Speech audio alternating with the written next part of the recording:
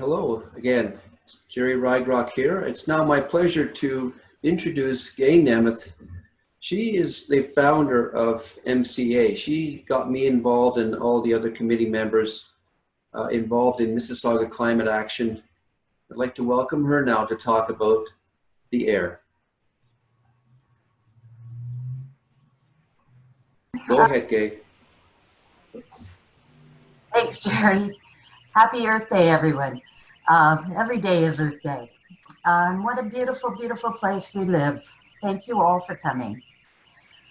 So, the earth beneath our feet, it's solid and it's slow moving. It grounds us and gives us security with its stability. The water, a liquid, moves much faster and we feel it coursing through our veins. It is sacred and the giver of life, as Barry has just said.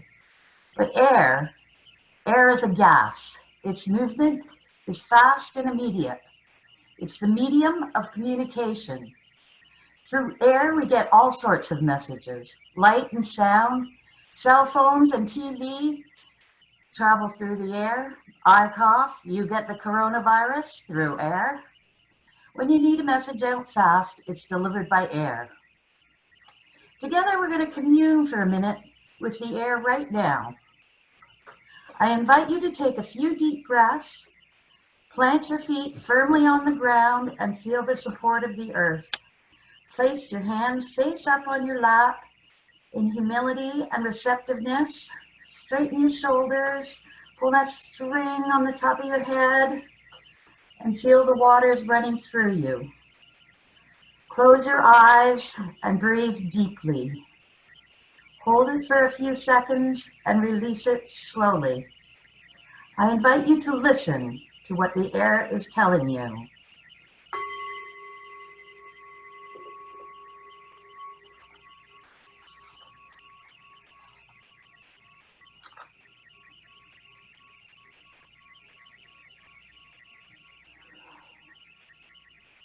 Consider too what message you would like to send out to the world through the air passing through your lungs right now. Okay, hopefully that's a pause that refreshes. Nothing like a good deep breath of air to get a reset. So what did you hear? For me, it's telling me that it wants me to live. It's giving its oxygen to every cell of my body so I have life. Air is our ally. Air is also the canary in the coal mine. The carbon cycle on Mother Earth is out of balance. As a result, the air is carrying more carbon than it has since man has lived here. This is caused by our ever-increasing burning of fossil fuels. This imbalance is making people sick and has given the earth a fever, global warming, and the changing weather patterns which that brings. The air is giving us a warning that we need to do things differently. We need to heed its call. We need to learn how to live on the earth without making it and ourselves sick. This coronavirus is also about disruption in our natural system. It has caused us to slow down, but it's also opened up new vistas, a new understanding of how things have been and how things could be. Already we're doing things differently and we've responded with speed. Look at those beautiful roads. It looks so good there. Change is possible. The virus is showing us we are out of sync with nature, but also that there are better ways of doing things. This is our warning, brought to you through our friend, the air. Our government has done, and you won't hear me say it very often, a very good job in the face of this crisis. The reason, and I quote Prime Minister Trudeau, we are listening to our experts and scientists. We now need to apply that thinking and policy making to the oncoming global crisis, which is climate change. While climate change will eventually be conquered by our own individual changes in behavior, governments are in a position to set some standards that can set us all on a level playing field. They have the ability to effect immediate, large-scale and binding change, and none too soon. Right now, the vaults are open, and we have all sorts of coronavirus relief money floating around, looking for a place to land. Right now, everything is up in the air. We need that resource to land in the right places. The air is our ally. We need to make the wind howl with our message and blow that money towards life and resiliency. First and urgently, we have to make sure people have food and a place to live and isolate.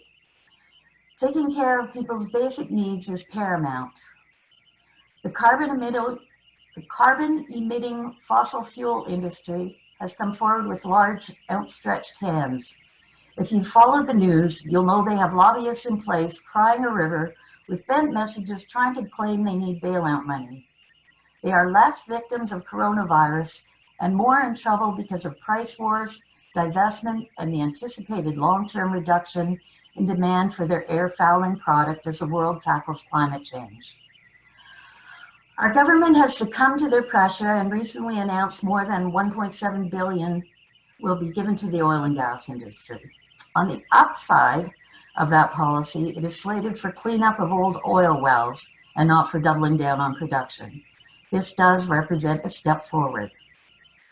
But there's also the previously approved $16 billion Trans Mountain Pipeline boondoggle, which needs to be reversed, and the LNG pipeline, which they're callously pushing forward despite being opposed by the Indigenous nations who live there. These are issues which need to be addressed if Canada has any hope of reducing our carbon footprint. The province of Ontario also has planned for new pipelines, which will increase Ontario's carbon footprint by an estimated 300%. We need to hold these governments to their words and make sure they listen to the experts and the scientists and put forward policy which will reduce carbon emissions.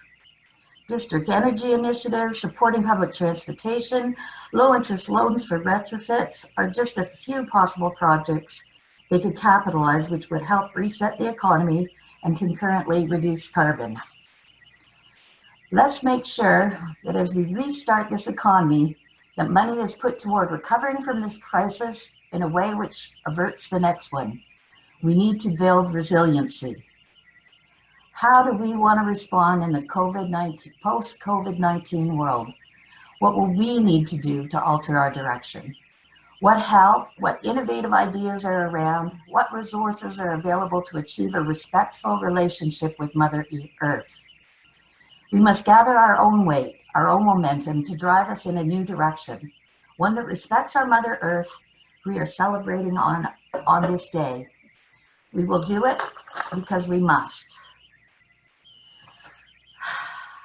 Let us take a deep breath and send a message back to the air that we thank her for her warning, that we need her guidance, and that we will be proper stewards of Mother Earth. On that note, I have a bunch of things for you to do. I love win-win-win solutions, and there's so many of them when you're talking about green policy, and this one's a perfect example. First, ask your place of employment to develop a work-from-home policy. Studies have shown productivity increases by about 20%, employee retention is improved. Over time, there's a reduced need for physical space by the employer. For the employee, they cut down on their commute times. I can see it building community as people locally get daycare for their children, could visit their kids on lunch, and they can reduce their clothes budget because they don't have to wear pants. For the rest of the world, there is less congestion on the roads, and bingo, it helps reduce carbon emissions. There's downsides, but with a properly constructed policy, this too can be addressed. Second thing, this is important. Contact your representative at all levels of government to ask for climate-forward policies. You can be broad, you can be specific, you don't have to be an expert. Just letting them know that you care about taking action for the climate is enough to get their attention, and they need to hear it. So please, please contact them all. And thirdly, and most importantly, everything's important. Reflect on what you've discovered from our present global coronavirus crisis and consider how we can apply this learning to the up-and-coming global climate crisis and talk about it. Uh, Getting the discussion moving helps us all focus on how we're going to avert our own demise. This virus has provided new insights about what is possible. There's so many more things we can all do. My colleagues have referred to some. We're living in a very uncertain time, but it actually makes me really excited to think that we get to face this challenge and to prove ourselves worthy of existence. There's so much opportunity, so much can be done. There's solutions just waiting to be adopted. We are creating the world of the future.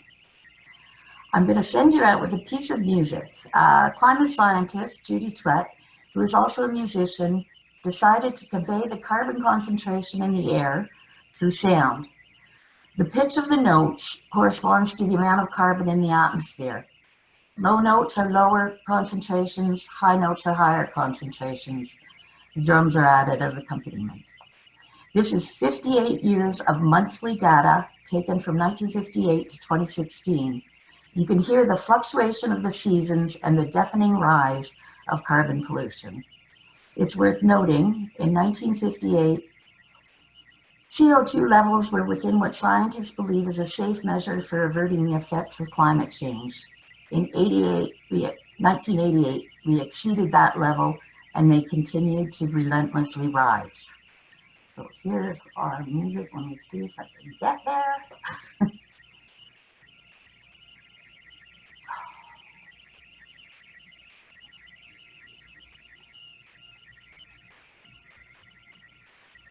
Deafening rise of carbon pollution.